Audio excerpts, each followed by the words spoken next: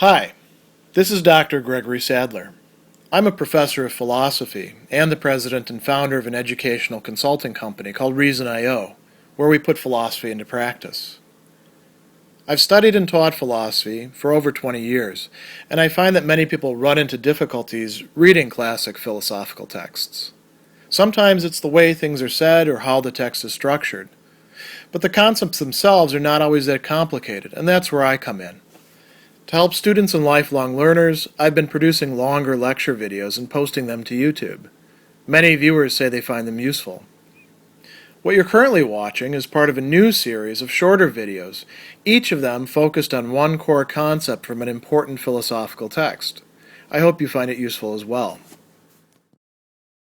The ancient Stoic school devoted a lot of their resources and time to analysis of arguments, not just for its own sake, but in order to apply these practically to life and not to be taken in by bad argumentation. It's part of their important practice. They called this domain logic, and they made some very important contributions to it. Epictetus himself does talk about the value of logic, and I've done a few videos that you can see talking about that. But he also talks about the need to work on practical matters as well. And one of the interesting arguments that's going to come up is a sort of head cracker from the ancient period that a lot of people exercised themselves on and took positions on. And it's called the master argument.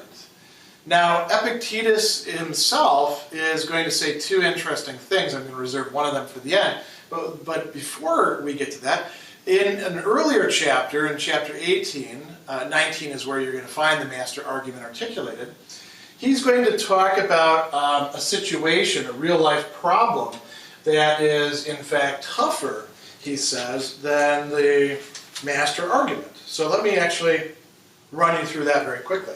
This is one dealing with practical reasoning. Today, when I saw a handsome lad or a handsome woman, I did not say to myself, would that a man might sleep with her, and her husband is a happy man, for the man who uses the expression happy, the husband means happy is the adulterer. Also, I do not even picture myself the next scene, the woman herself in my presence, disrobing and lying down by my side. I put myself on the head and say, well done, Epictetus, you have solved a clever problem, one much more clever than the so-called master argument. So he's saying, when we encounter our life's difficulties and we work our way through them and we get to the right solution, we're doing something that's as difficult, if not more difficult, than this master argument that we're going to see. And then he says, when the wench is not only willing, but nods to me and sends for me, yes, and when she even lays hold on me and snuggles up to me, if I still hold aloof and conquer, this has become a solved problem greater than the liar and the quiescent. On this score, a man has a right to be proud indeed, but not about his proposing the master problem. So Epictetus is saying what we really ought to take pride in is not so much, figuring out answers to these more abstract puzzles, but how we comport ourselves when we're in situations that call for some pretty serious and robust and consistent practical reasoning. Now, all that said, let's look at the argument as he does lay it out, because he doesn't say, oh, well, it's totally useless to look at it. He says, let's actually discuss it. He says, the master argument appears to have been propounded on the strength of some such principles as the following. So he's giving us his interpretation. There seems to be a contradiction, some sort of, as he calls it, a machis, a battle, between these three propositions. Now, when you look at these propositions, you see that they're of great generality. They're metaphysical propositions, we would say. They have to do with issues of what nowadays philosophers call modality, necessity, possibility, impossibility. And in fact, modal logicians have sometimes played around with this. Here's the three propositions that can't all fit together, so the different people who look at them have to make a decision. Which one am I going to reject?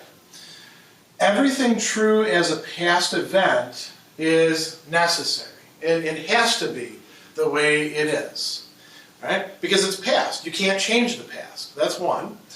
An impossible does not follow from a possible. Something that can't be doesn't follow from something that in fact can be. That's what it means to be possible.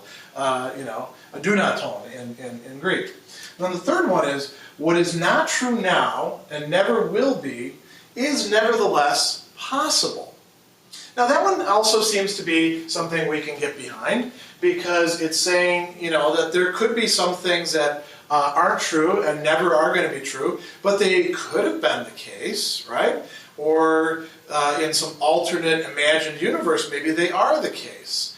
And so if we think these through, we see that they don't all fit together. And like he says, different scholars have argued for two of these, picking two of these against the other. And he tells us a little bit about that. There's three different groups that do that. Diodorus, a great ancient thinker, says, realizing this contradiction, use the plausibility of the two propositions, these first two propositions, to establish the principle, nothing is possible which is neither true now nor will ever be. So that's one way. You reject the third. You say, there aren't any possible things that aren't the case or that won't be the case. Another possibility is to say, something is something is possible which is not true and will never be, and an impossible does not follow a possible, and then they don't grant that everything true as an event in the past is necessary. They deny that. Cleanthes and other people took that tack. And then a third way is to say, a thing is possible which is not true now and never will be, so accept the third proposition. And everything true as an event in the past is necessary, but then they say an impossible does follow a possible. And he says you can't maintain all three of these propositions, but those are three different possibilities. You can take whichever one of them out and say that one doesn't work, but then the other two will work. Now, which one should we accept? Well, Epictetus says a lot of great ancient thinkers have staked out positions on this, but if you ask him, this is the second thing I want to bring up, if somebody asks me, which pair of these do you yourself maintain? I shall answer him, I do not know, but I have received the following account. Diodorus used to maintain one pair, Panthoides and his group, and Cleanthes another one, and Chrysippus and his group the third. And then somebody says, well then what is your opinion? And he says, I don't know, and I wasn't made to figure this one out. That's not the purpose that I was given my mind for, because nothing in terms of practical rationality is actually going to turn on solving this. And as we saw at the beginning, he says matters of practical reasoning, when we actually see them through to their solution, are much more worthy of our time and attention than these, what we philosophers would say are intriguing metaphysical problems or paradoxes or conundrums. So this is a very important argument in the history of logic and in the history of philosophy. The Stoics themselves, the great Stoics, exercise themselves on it. But Epictetus is going to say, I understand how it's set up. I'm not going to take a position.